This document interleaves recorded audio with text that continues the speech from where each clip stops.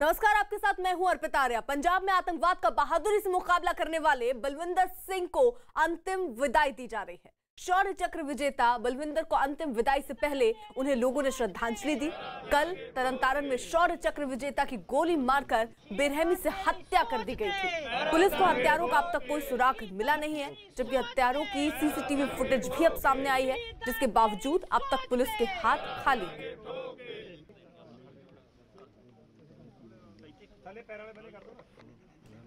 हमारे साथ हमारे सहयोगी अनुराग ढांडा बने हुए हैं, जो कि बलविंदर सिंह के घर पर इस वक्त मौजूद हैं। अनुराग, क्या तस्वीरें वहां से?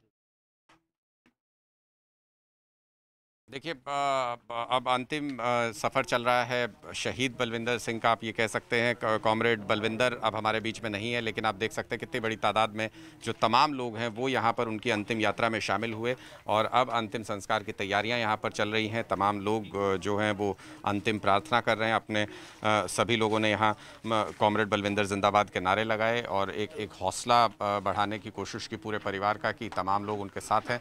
लेकिन आप यहाँ पर पूरी तस्वीरों में देख सकते हैं कि जो परिवार की तरफ से खासतौर पर ये कहा जा रहा था कि शासकीय सम्मान के साथ अंतिम विदाई हो, अंतिम संस्कार हो, वो स्टेट फ्यूनरल कम से कम यहाँ नज़र नहीं आ रहा है। लेकिन साथ ही जो सुरक्षा की मांग थी परिवार की कि सुरक्षाकर्मी दिए जाएं, ठीक अंतिम संस्कार से पहले एक रिटर्न लेटर दिया गया परिवार को, जिसमें 4 सुरक्षाकर्मी प्रोवाइड कराने की बात कही गई है।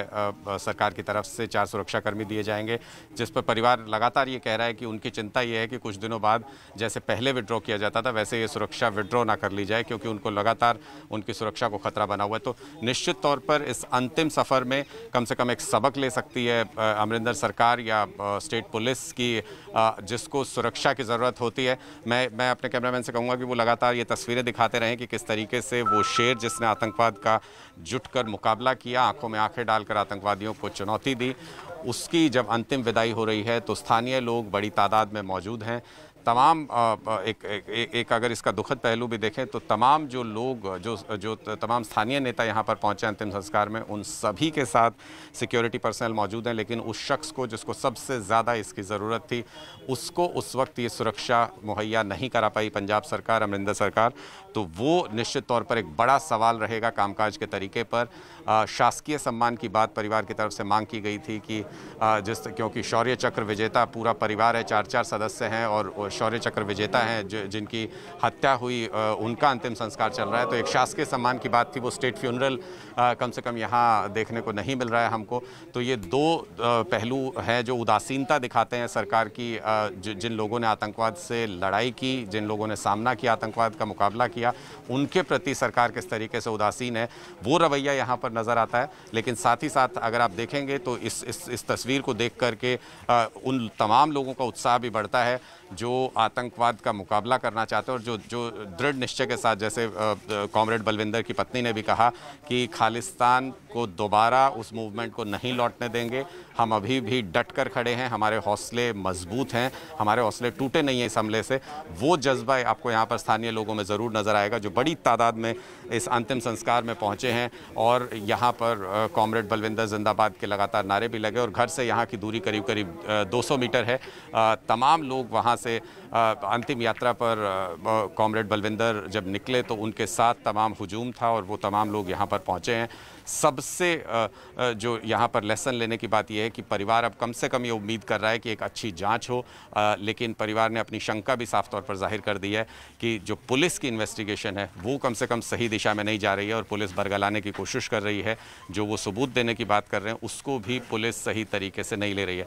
तो ये ज़रूर चिंता है परिवार की कि क्या जाँच सही होगी या नहीं, क्या ये जो सुरक्षा मुहैया कराई गई है ये उनके साथ रहेगी या नहीं लगातार, और जो खतरा है उन पर, क्योंकि अभी तक पुलिस इन्वेस्टिगेशन कहीं पहुंची नहीं है, 24 घंटे से ज़्यादा भी वक्त हो चुका है, कोई गिरफ्तार नहीं हुआ है।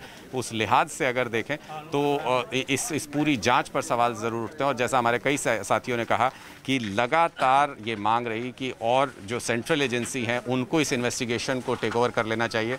और इन तमाम तस्वीरों के साथ साथ आप देखिए कि किस तरीके से पंजाब का वो शेर जिसने आतंकवाद के जब दौर चल रहा था आतंकवाद का, उसमें पुरजोर तरीके से आतंक का सामना किया, वो अब खाक में शामिल होते हुए अंतिम विदाई चल रही है उस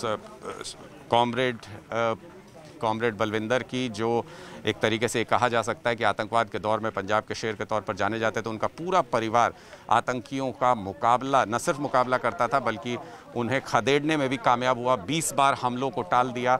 लेकिन जब ये दावा किया जा रहा है कि पंजाब में शांति है, पंजाब मैं बाद में करूँगी ना इधर, हाँ मैं बाद में करूँगी।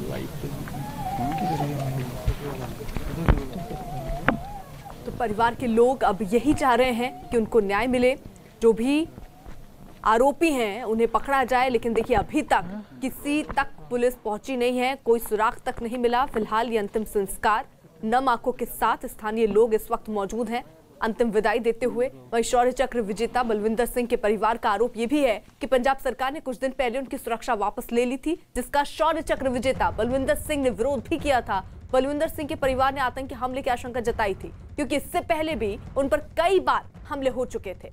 1993 में राष्ट्रपति ने बलविंदर, उनके भाई और दोनों की पत्नियों को शौर्य चक्र से सम्मानित किया था। बलविंदर सिंह की मौत से पंजाब की सियासत में भी भूचाल आ गया और विपक्ष अमरिंदर सरकार पर लगातार हमलावर है। हालांकि हत्या की जांच के लिए सरकार ने एसआईटी का गठन कर दिया और जल्द ही आरोपियों को पकड़ने का दावा भी किया है। तो ये तस्वीरें अलग 5 तस्वीरें किस तरीके से फिलहाल आरोपियों को पकड़ने की कोशिश हो रही है। बाकायदा एसआईटी का गठन हुआ है, लेकिन अभी किसी भी तरीके की, एक तरीके से कहें, सुराग अभी इस पर हासिल नहीं हुआ। वहीं परिवार का आरोप यह भी है कि पुलिस जो है उसका ढुलमुल रवैया है, सुरक्षा उनकी क्यों हटाई गई। बार बार परिवार ये गुहार लगाता रहा कि उन्हें सुरक्षा दी जाए, बावजूद इसके उनकी सुनी नहीं गई। और कल ये घटना घटती है जब ये बदमाश, 2 बदमाश बताए जा रहे हैं, जो वहां पहुंचते हैं और गोली मारकर हत्या करके चले जाते हैं। हालांकि परिवार वाले ये कह रहे हैं कि इसमें आतंकी का हाथ हो सकता है।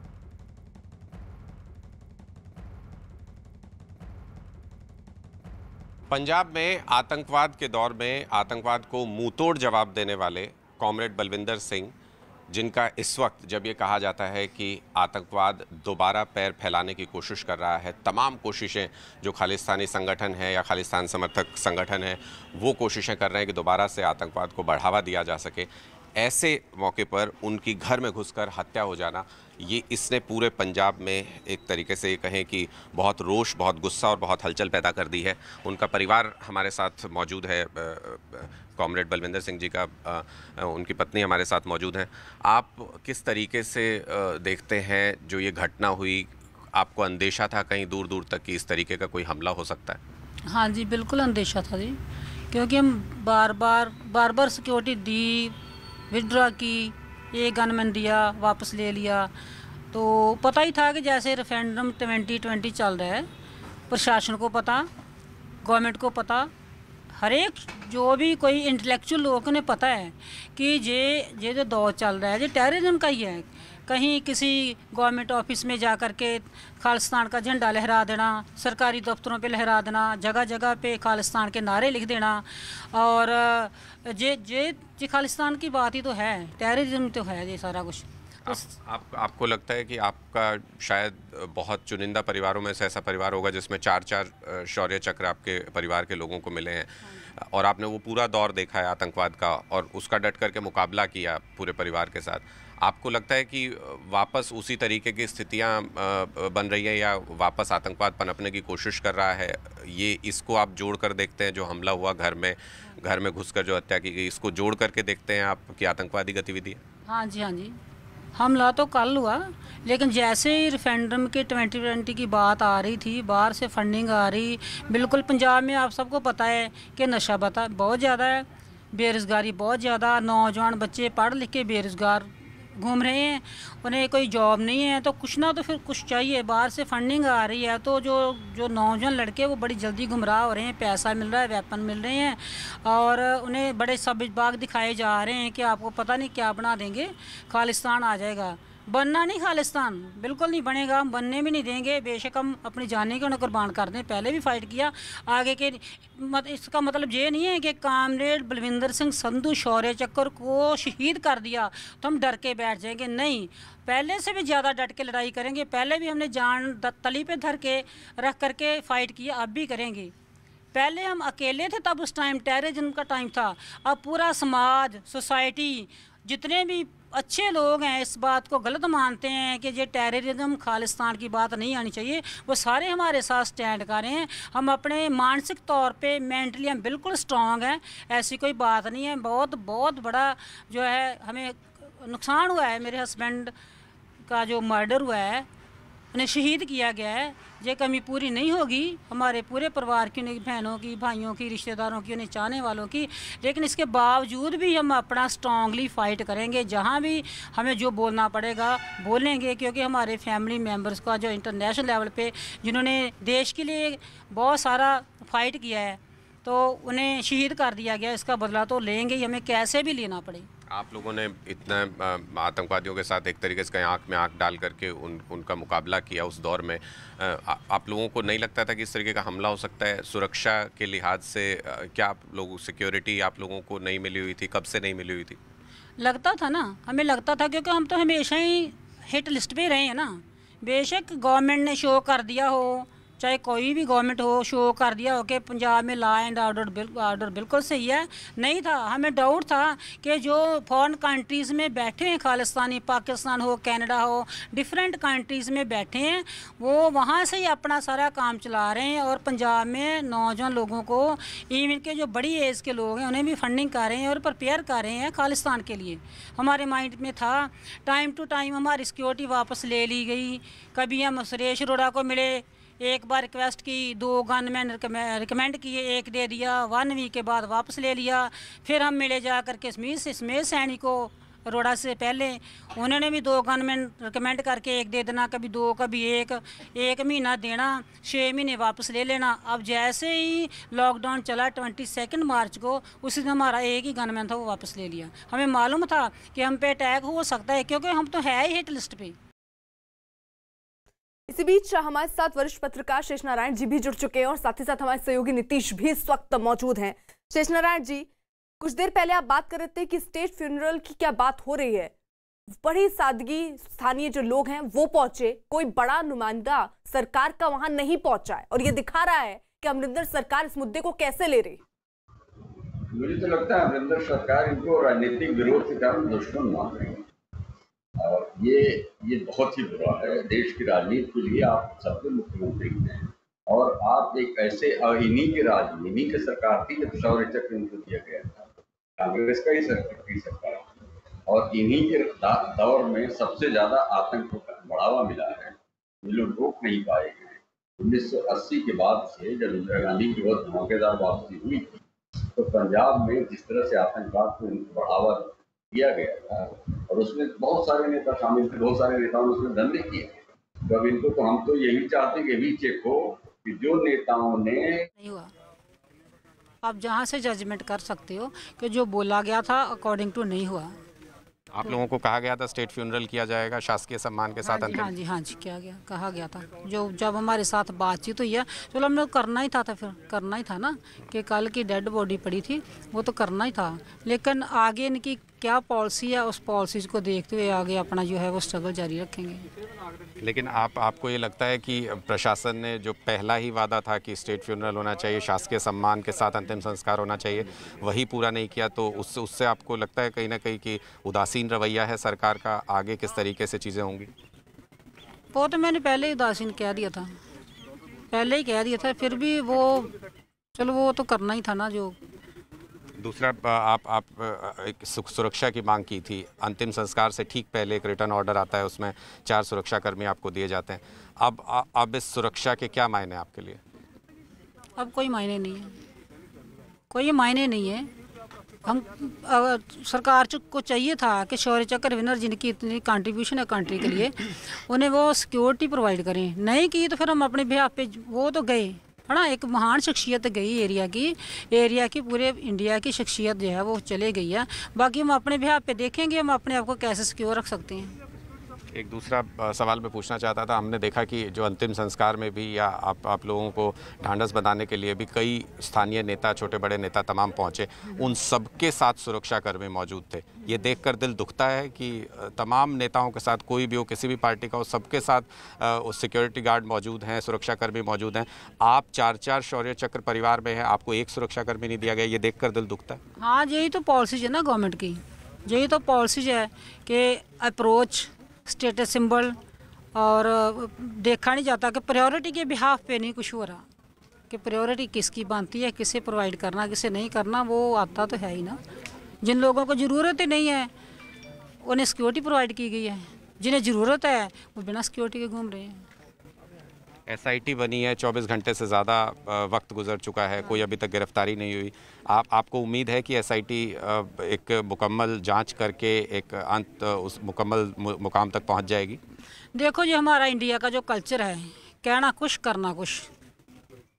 ड्यूरिंग इलेक्शन लोगों को बड़ा मूर्ख बनाते हैं, बड़े लंबे चौड़े वादे करते हैं, कुछ इम्प्लीमेंट नहीं होता, सेम एज इट जैसे हमें कह गए, कुछ नहीं होना।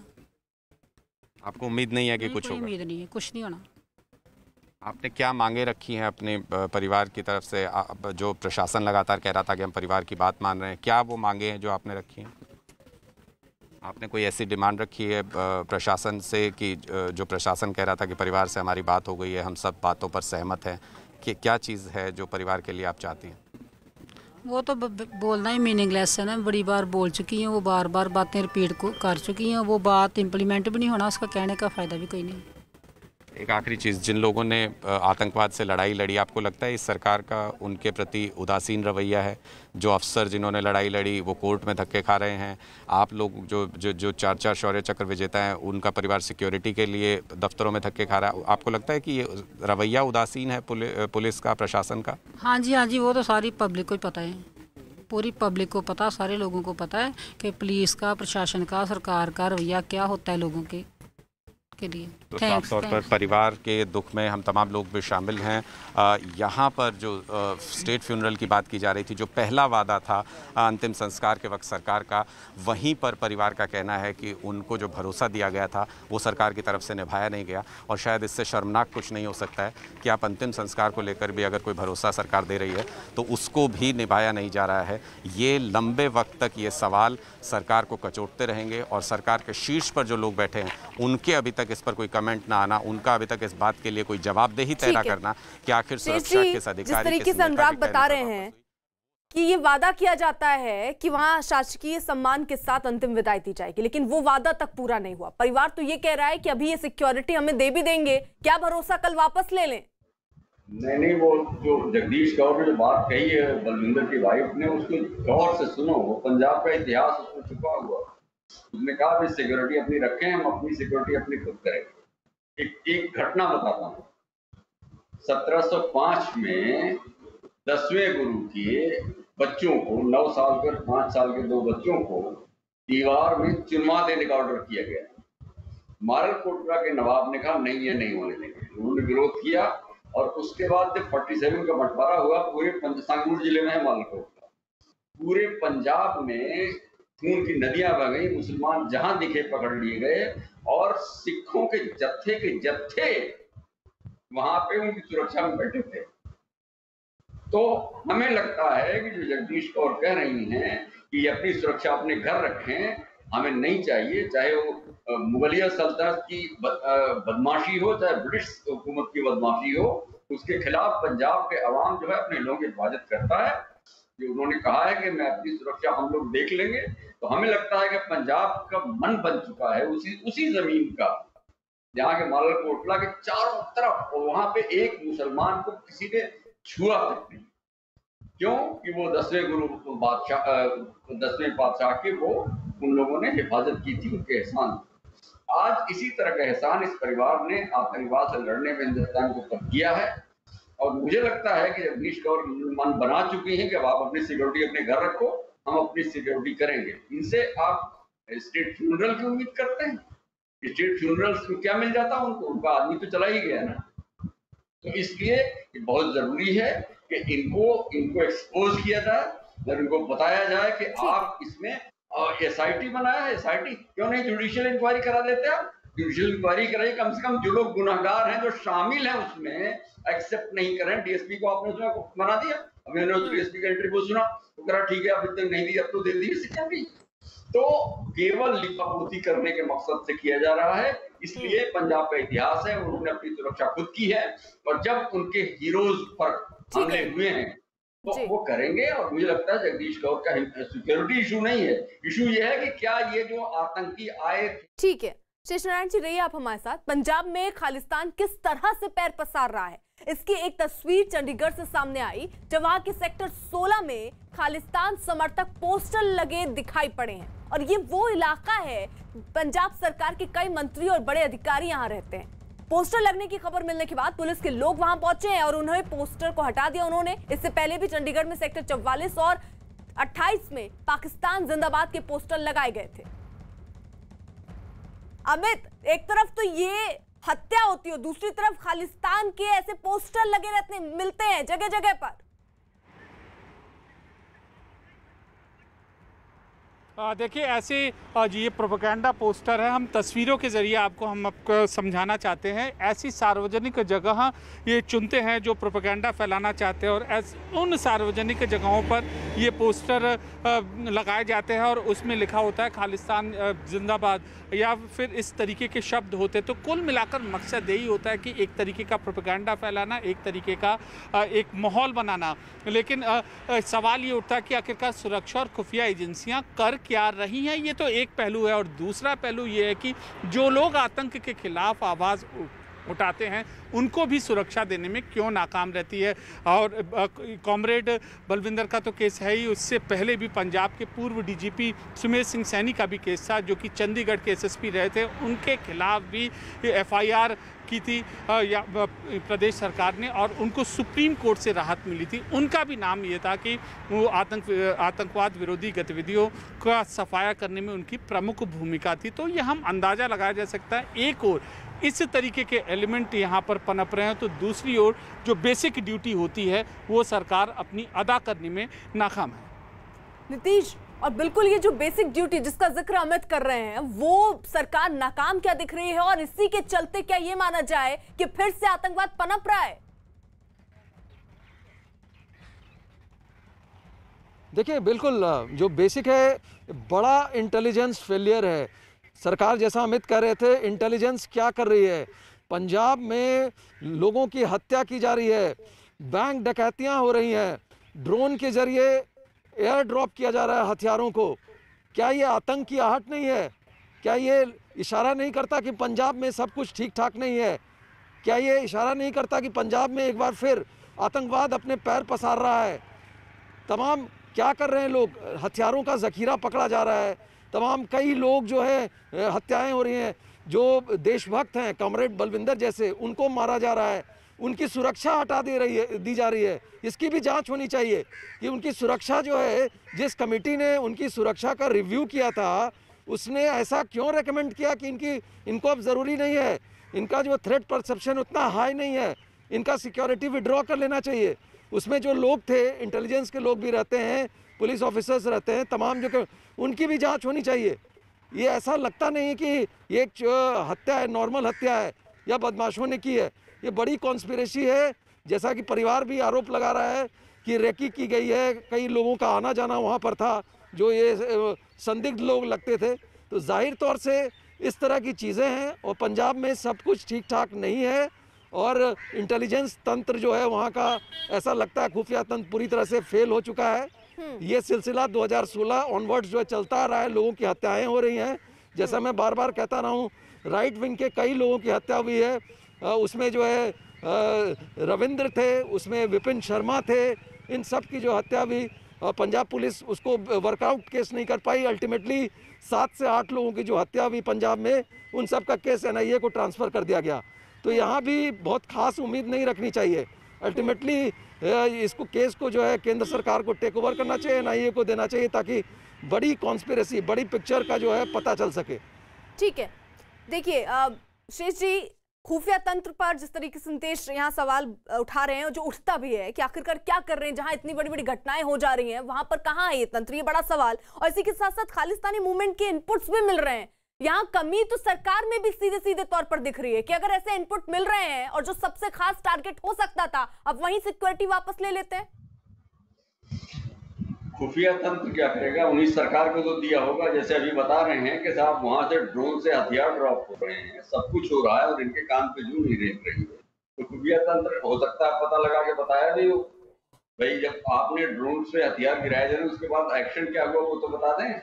इनसे बहुत सारे सवाल बनते हैं और इनका जो इग्नोर कर रहे हैं इस पूरी घटना को, यानी वो मारे गए और उसके बाद लोकल लेवल पे आप उसको निपटा लीजिए क्योंकि आप इनकी पार्टी के नहीं है। और अभी आपने देखा कि पार्टी के छुटभैया नेता भी जो आए हैं उनके साथ 4-4, 5-5 स्टैंड गनधारी लोग घूम रहे हैं। तो ये इस सरकार एक्चुअली हमें कहीं लगता है कि ये जो वहाँ के मुख्यमंत्री महोदय हैं वो अपने को राजा मानते हैं कि जो राजा टाइप लोग होंगे, जो अपर क्लास होंगे, उन्हीं के बारे में चिंताएं करेंगे। जो नशे का कारोबार करके बहुत बड़े आदमी बन गए होंगे वो उनके दोस्त होंगे, और जो गरीब जो आदमी जो अपनी शान के लिए और अपने स्टेट की अपनी कौम की शान के लिए जो लड़ रहा है वो इनके लिए मैटर नहीं करता, वो तो रियाया है। तो ये सीधा सीधा मेरा आरोप है कि ये, और मुझे ताज्जुब हो रहा है कि हर मौके पे पॉलिटिक्स करते रहने वाले लोग अभी तक जो बड़ी राजनीतिक पार्टियां हैं उन्होंने इस पर, अरे भाई तुम उनका विरोध करो, हम तो करें, तुम पॉलिटिक्स करो, उनको कटघरे में खड़ा करो।